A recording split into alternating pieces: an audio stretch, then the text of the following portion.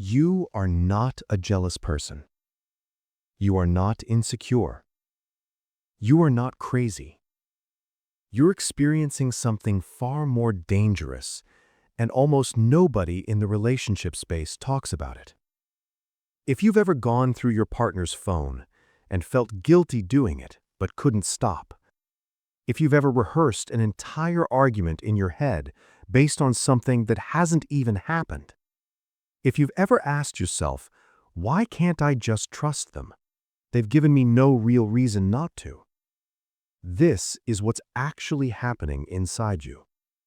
And once you see it clearly, you won't unsee it. Let me describe something. You chose this person. You wanted this marriage. You committed. And on your good days, you feel it. The love is real. The connection is real. But then, something shifts. Maybe they come home 20 minutes late. Maybe they laugh a little too long at a message. Maybe they seem distracted, and they won't say why.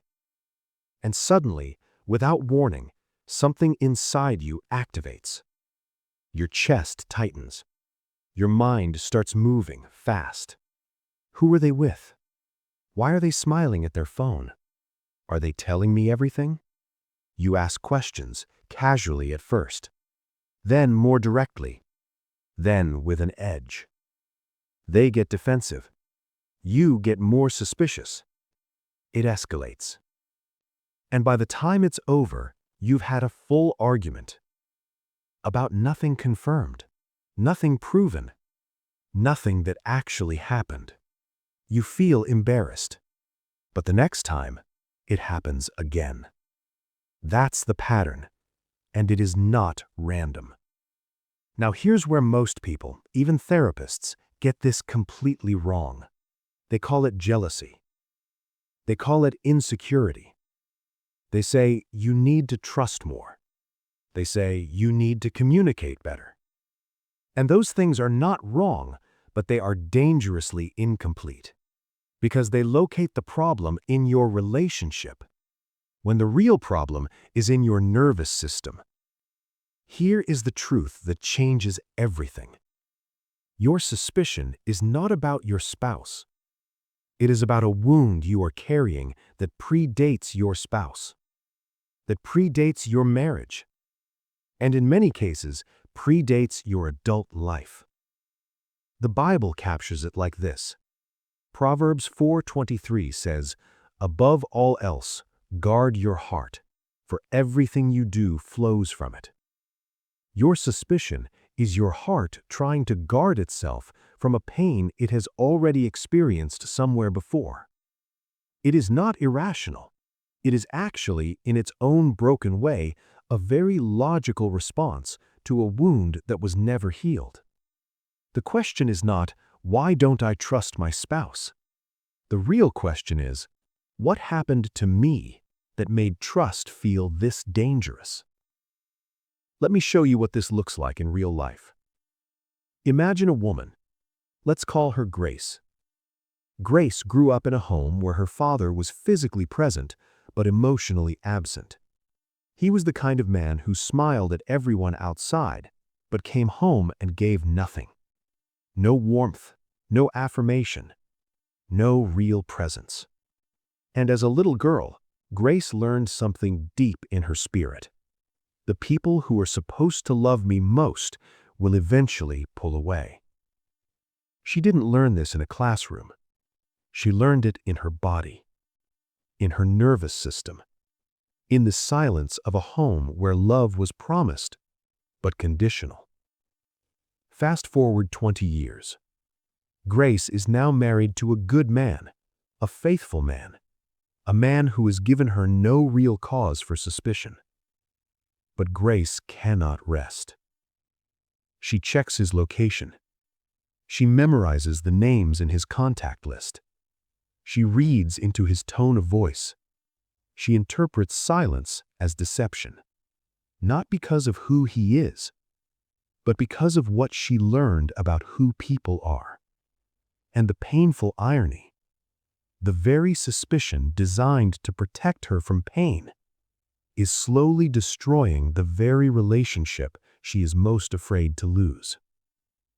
Grace's story is not rare.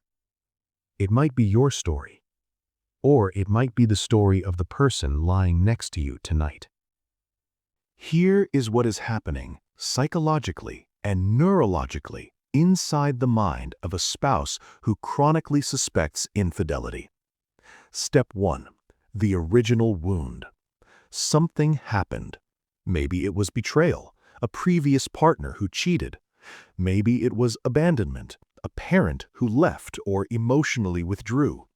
Maybe it was exposure, watching infidelity destroy another home you loved. Psychologists call this an attachment wound, a place where love and loss got fused together. Step 2. The threat template. Your brain is a prediction machine.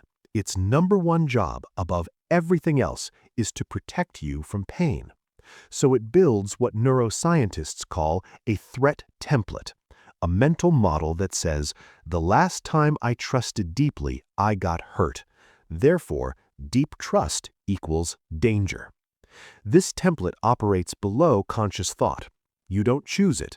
You don't even know it's running. Step 3. Hypervigilance activation. When you love someone deeply in the present, your nervous system senses the risk of that love, and it activates what psychologists call hypervigilant monitoring, constantly scanning for evidence of threat. Late arrival, phone face down, distraction during dinner, a name you don't recognize. These become data points, and your brain, already primed, connects them into a narrative of betrayal that does not yet exist. Step 4. Emotional flooding. Once the narrative is activated, the emotional brain floods the rational brain. Cortisol spikes, oxytocin, the trust hormone, drops. Your prefrontal cortex, the part that says, wait, let's think this through, goes offline. And what's left is pure, raw, terrified emotion, dressed up to look like discernment. The Apostle Paul understood this dynamic long before modern neuroscience could name it. In 1 John 4:18 he writes, or rather the Apostle John writes, "There is no fear in love, but perfect love drives out fear, because fear has to do with punishment. The one who fears is not made perfect in love." Fear, unhealed fear, does not coexist with love. It poisons it. It makes you watch your spouse like a suspect instead of loving them like a partner. Step 5. Confirmation bias loop. Here is the most dangerous step. Once the brain is looking for evidence, it will find it. Because confirmation bias means your brain will filter reality to match the story it already believes. Innocent actions get reframed as suspicious. Explanations get dismissed as cover-ups. The more they defend themselves, the more guilty they appear to you. It becomes a closed loop. And the tragedy is, the innocent spouse starts to feel like they are living inside a trial they never enrolled in. Now here's the real danger, and I need you to hear this clearly. If this pattern is never identified, if this wound is never addressed, the suspicion does not stay still. It grows. It graduates from checking phones to tracking movements, from asking questions to making accusations, from a wound in one person to a war in the home. And here's what makes it particularly devastating. The accused spouse, the faithful one, will begin to respond to the suspicion in ways that look suspicious. They withdraw. They become guarded. They stop volunteering information because everything gets misread. They go emotionally silent. And to the suspicious spouse, that silence reads as evidence. The self-fulfilling prophecy completes itself. You are not just afraid of losing them. You are actively, unknowingly, pushing them away. Proverbs 14:30 puts it with piercing clarity. A heart at peace gives life to the body, but envy rots the bones. Chronic suspicion is a form of internal rot. It destroys the one who carries it first before it destroys the marriage. And research backs this. Studies in relational psychology show that chronically suspicious partners report significantly higher rates of depression, anxiety disorders, low self-worth, sleep disruption, and physical health deterioration.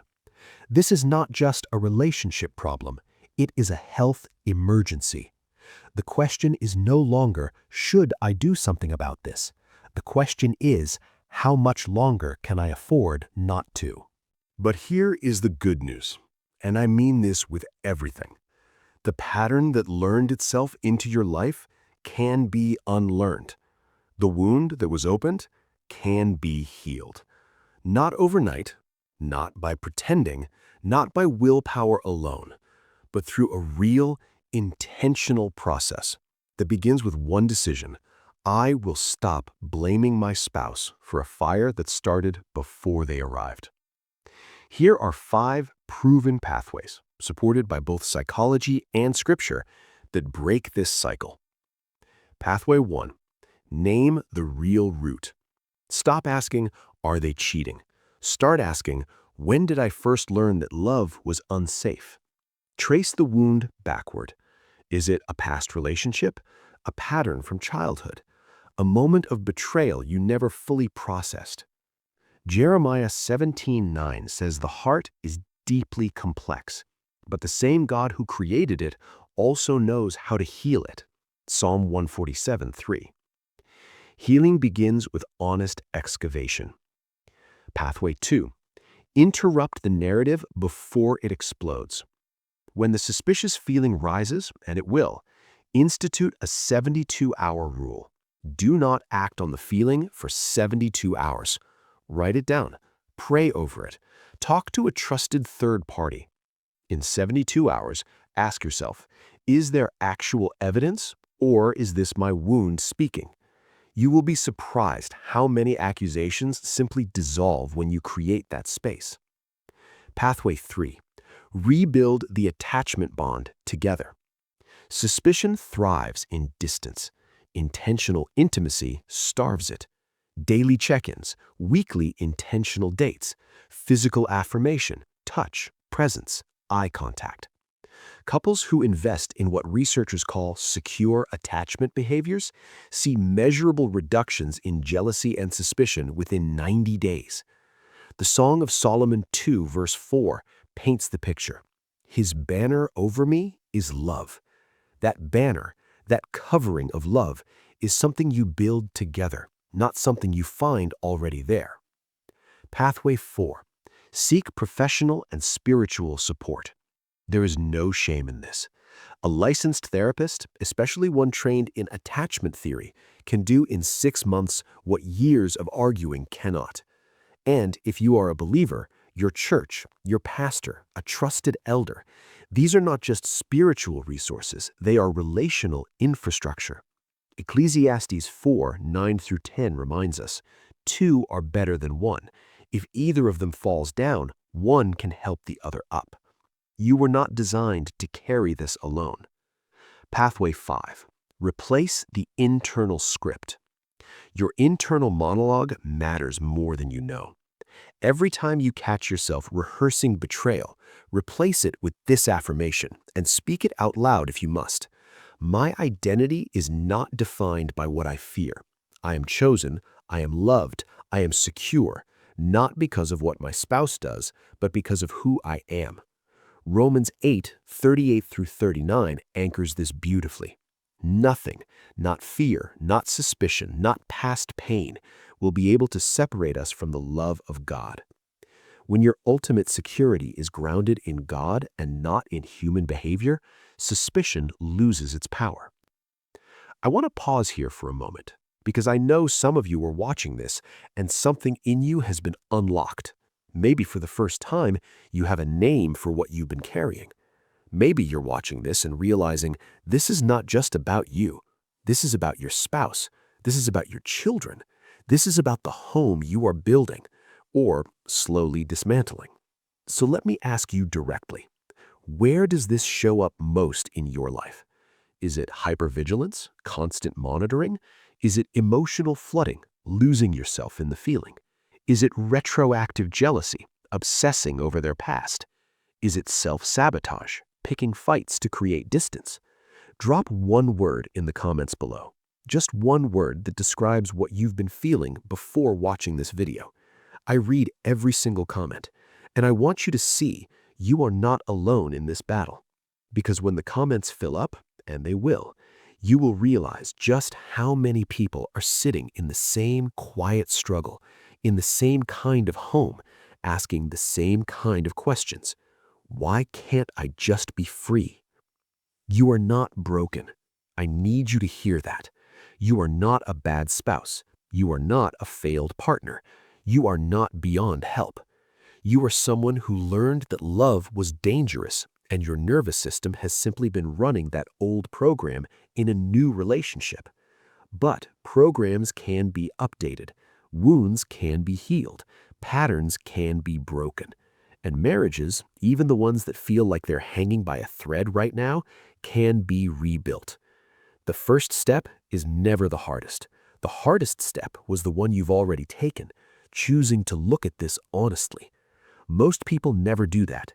Most people keep blaming their spouse, keep fighting, keep repeating, keep losing. But you are still here. That means something. I want to close with this. 1 Corinthians 13, verse 7 says that love, real love, bears all things, believes all things, hopes all things, endures all things. That word believes in the original Greek is pisteo. It means to trust, to commit, to lean into. But you cannot pisteo your spouse when you are still imprisoned by a wound that was never surrendered. Healing is not just for you. It is an act of love towards your partner. It is an act of faith towards your marriage. And if you are a person of faith, it is an act of obedience toward the God who called you into this covenant. Philippians 4, verse 7 promises this, "And the peace of God, which transcends all understanding, will guard your hearts and your minds in Christ Jesus." That peace, that transcendent peace, is not reserved for people who have perfect marriages. It is promised to people who bring their broken hearts to the right source. You are not defined by your fear. You are not your suspicion. You are not your wound. You are someone in the middle of a healing story. And this video is just one chapter.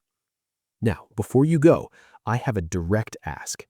If this video helped you see something clearly for the first time, if it gave language to something you've been feeling but couldn't name, I need you to do 3 things.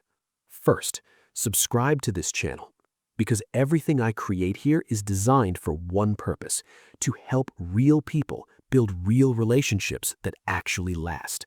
And if you don't subscribe, the algorithm will never show you what comes next. Second, hit the like button. Not for me, but because that like tells the platform to push this video to someone else who is in the exact same situation you were in when you clicked play tonight. Your like is literally a lifeline to a stranger. Third, share this video. Send it to a friend. Send it to a spouse. Send it to a sibling whose marriage is quietly breaking. Drop it in that group chat where everyone acts like everything is fine. Someone in your life needs this right now. And you already know who that person is. I'll see you in the next one. Take care of yourself. Take care of your marriage. And remember, love isn't just a feeling. It's a decision you make every single day, especially on the days when fear tries to make it for you.